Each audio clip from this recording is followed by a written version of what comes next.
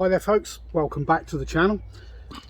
What a wonderful sunny day. So just want to introduce you to my son here. This is Lewis. He also likes to collect his watches, and he's actually popped over today and he's brought with him his Longines Hydra Conquest Quartz. So we were chatting away and yeah, we decided that we'd do a little bit of a head-to-head. So what we're doing today is we are pitting two Swiss watches against each other, one quartz and one automatic. Now you might be sitting there saying, oh, you can't do that, quartz versus automatic. Well, yes we can, just because we want to. So we're going to have a nice cold drink in a nice warm sunny day, and we're going to do a head-to-head.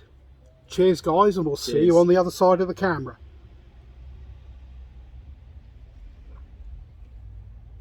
Right, so here we are. Before we get going, just bear in mind that this is for fun, okay? And this is just two guys' opinions, and you know, everybody's got opinions. So don't be ragging us in the comments. Well, unless you really want to, in which case that's fine. But we have our resident adjudicator, which is Kevin. And if we misbehave too much, I'm sure he will become a jaw dislocator. So yeah. Anyway, let's get going.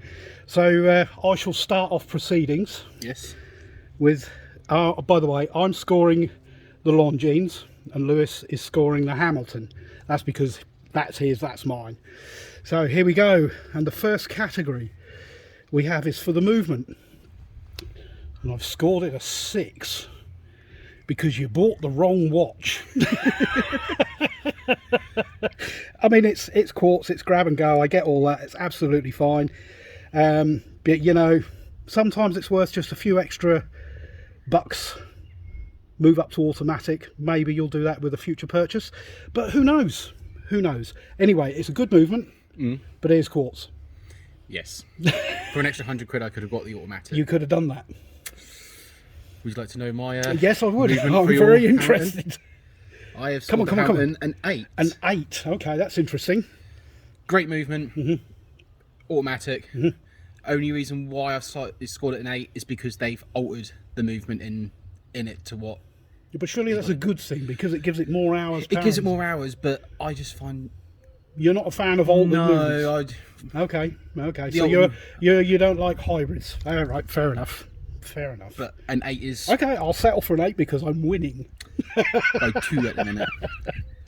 Okay, and the next category we have is style.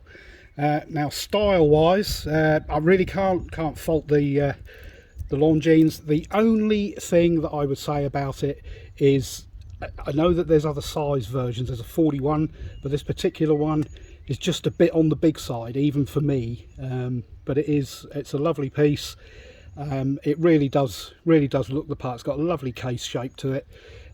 So yeah, I think a solid 8, for its style from me. And for your Hamilton, I've styled it 9. Ooh, a 9. Interesting.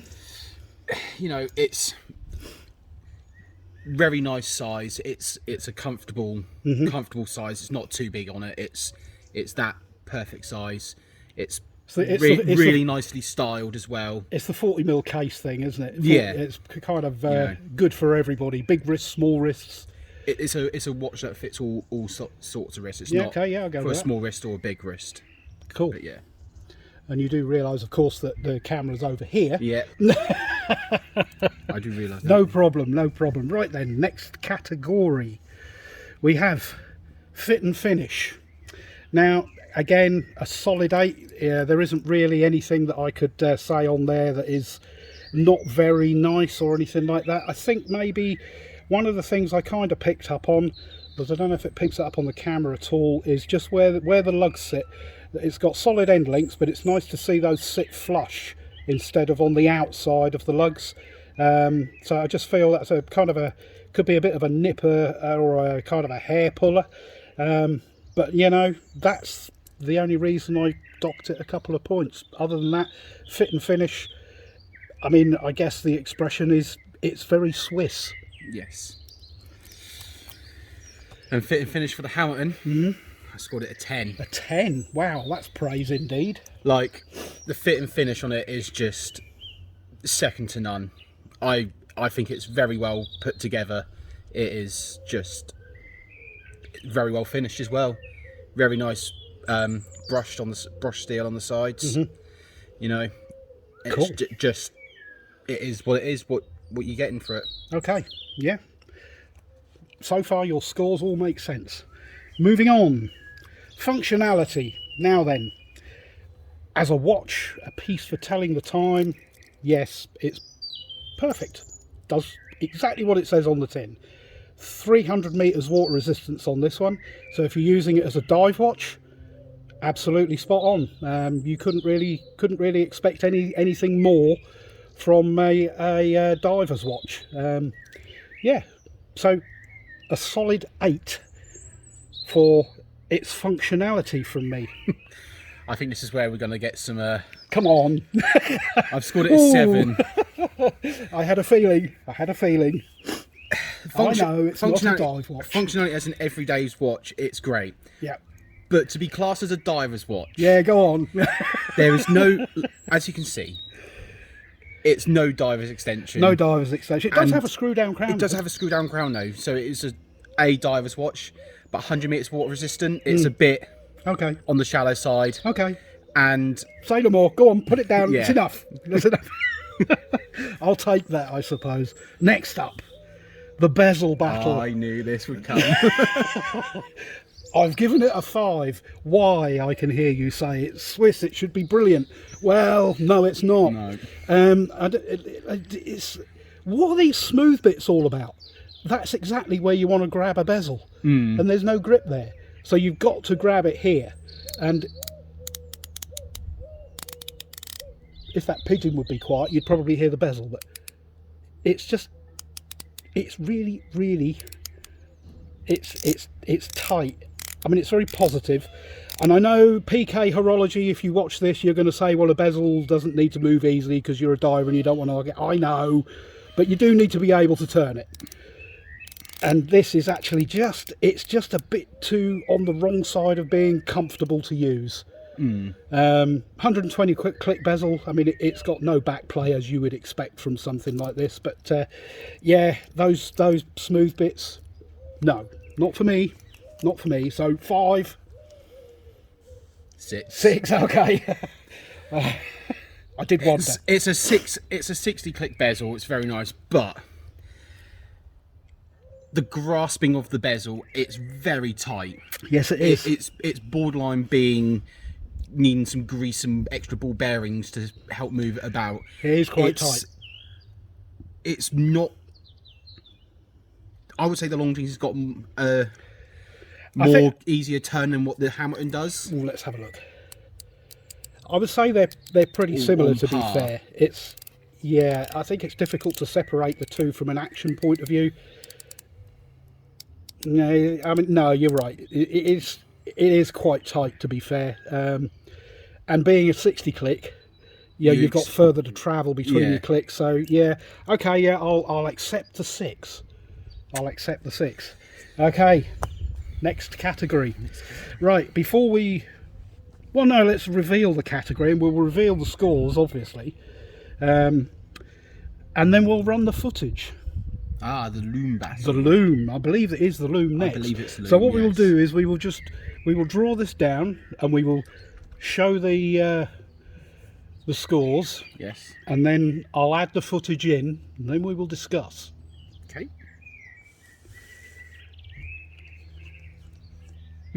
So there we have it, back in a mo.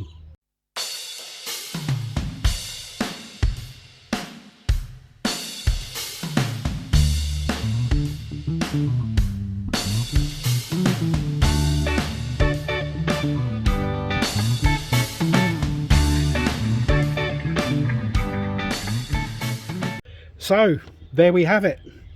The Longines gets a 5, and I'm sure you can see why. And the is that showing on the camera? The Hamilton gets a 9. To be honest with you, I was actually surprised at the result, because, you know, I expected that Longines, I really expected it to be extremely good loon. I mean, I'm sure it'll still be visible further down the line, but the Hamilton was just obviously going to last longer. And well, of course, Hamilton have been known in the past for having poor loom, and I think this just goes to show that they've upped their game. Wouldn't you agree? Yes. Yeah. I would expect more from Longines as a diver's watch to have a bit of a better loom. I think I would agree. I was surprised. Very surprised between that one. I was expecting it to more shift Longines' way than Hamilton's. Yeah. Still, there we go. It is what it is, as the saying goes. So we move on to the next category, which is brand kudos. Okay, I think that's fair. It's fair. Longines, of course, has got an extraordinarily long heritage, and they've made some fantastic watches, throughout their long establishment. So yeah, I would give them a 9, and solid value for money. I think generally speaking, with Longines, you do get good value, which is another category. I think the same for Hamilton as well. They've got a long heritage as well. 100+ years making watches from America and stuff. Yeah, I got to say, of course they started I believe Philadelphia-ish area, somewhere around there. I'm sure somebody is going to correct me if I'm wrong in the comments. Somebody like Average Joe, or Steve from the Watch Corner. Those two guys, by the way, just go and check their YouTube channels out if you haven't already. So moving on, wrist presence. Well, I guess this is where we should really do a wrist shot. So I need to put a piece of something on there to stop my piece of paper blowing away. So yeah, I've scored an 8. And I have scored. You've scored a 9. So I will take off what I'm wearing today, which, by the way, is the Bomberg Swiss-made, strangely shaped, rather cool chronograph. So we'll pop that off, and I'll put the Longines on. And it does have very good wrist presence. But I think you can see what I mean. I've got a 7 3/4 inch wrist, so it is a big watch. There is a slightly smaller version of this, which I think is a 41. But yeah, wrist presence. Yeah, it looks good. So yeah, I'm happy giving that an 8. Are you happy with an 8? Yeah. Yeah? You don't think I've been a bit too stingy? No, I definitely think it's down to the case size at the end of the day. Yeah, maybe. I think a lot of people may go on the 41 route, but yeah, this is a big watch. I think me as a watch that I would like, I think the bigger watch. You like a bigger watch, right? Okay, cool. Okay, let's have a look at the Hamilton on. The Hamilton. And obviously, I am wearing my Casio Edifice today. Ah, yes, I like that watch actually. That's really cool. That gold in there just kind of sets it off. It's really cool. Right then, I'm going to put this back on so that we can continue our war of numbers. Oh, I'll put this on the other wrist. That will help. Not my left. Oh, you're the wrong side of the camera, yes. aren't you? It's got to put it on the wrong wrist. Don't you love it? And there we go. There we go. Yep. Yeah, just you can't. It is what it is. It's a very nice wrist presence watch. It's the right size for it's a 41. I quite like the way the indices really stand out on that. Being that white against the stark white and black. Really cool. It pops it out on it. Yeah. Yeah, cool. Right, excellent. So, I believe we are into the final category. Value for money. Yes. How much value you see in what we've got here, and I'm afraid, even though I said they are good value, I've only scored it a 6 because I don't think that I would have personally spent 800 GBP on a Quartz watch. That's if it had been the automatic, I would have hit that with a 9. I mean the Longines, I'm pretty sure they use the ETA 2824 in the Hydra Conquest, the auto. But even though it's grab and go, I understand that. And if you're not one that wants to kind of set your time all the time, then I can understand why you'd go for that. It's just that, you know, I personally, and it's a personal thing, you know, and I'm probably going to get roasted in the comments, but, you know, for me, I'm afraid it's only a 6 on its value because it's quartz and not an auto. Yeah, and I've done it as a value as an 8. Okay. It's a very nice watch. It's the similar price as what the Longines Hydro Conquest is. It's actually a little bit less. Random, yeah. And it's automatic. But I think as a starting automatic watch for that price in the market is a good one. But I think value-wise for the money in Hamilton ranges there is a little bit better. Okay. But To be fair, they're field watches and pilot watches. I think they're the one. That's really where Hamilton excel. Yeah. So yeah, I think I would agree with you with that. I mean, they've only got, this is their only diver or dive style other than their Hamilton Navy, is it? This is the Scuba. I think they do one called the Navy, which is actually a diver's watch. But I think they're the only two that they do. But I could be wrong, and again, I'm sure somebody is going to roast me in the comments. But there you go. Help yourselves. So there we have it. I have a total of 63. And 74. So there we have it. We have a clear winner for the Hamilton. And I'm sure our American friends are going to be very pleased with that. I can see the smug faces now. But anyway, there we go. This has just been a little bit of fun while enjoying some sunshine and just kind of chatting about, you know, our watches and having a nice cold drink. So anyway, I hope you've enjoyed this video. I'm just going to flip the camera around and we'll just do a quick goodbye, and then we'll be on with the next video. See you in a moment. So there we have it. I have a score of 63 for the Hydro Conquest, and the Hamilton has a score of 74. My Hamilton is the winner. But yeah, really, yeah, as I said, this is just a bit of fun. It's just been a little bit of a giggle, and I just want to say thanks to my son Lewis for kind of agreeing to put up his Longines against the Hamilton. I mean, it is a nice watch. Don't get me wrong. I do like it. It is cool. And of course, it was your kind of your first kind of step into luxury watches, wasn't it? So yeah, cool. Yeah. So yeah, there we have it. If you enjoy this kind of content, then please subscribe to the channel and give me a thumbs up in the little thingy below. That would be excellent. That's the best way that you can help the channel. And yeah, please subscribe, hit the notification bell so you get notified when I upload any new content. But that's it from us today. So it's goodbye from me, and goodbye from me too. Goodbye from both of us. Thanks for watching. See you in the next video.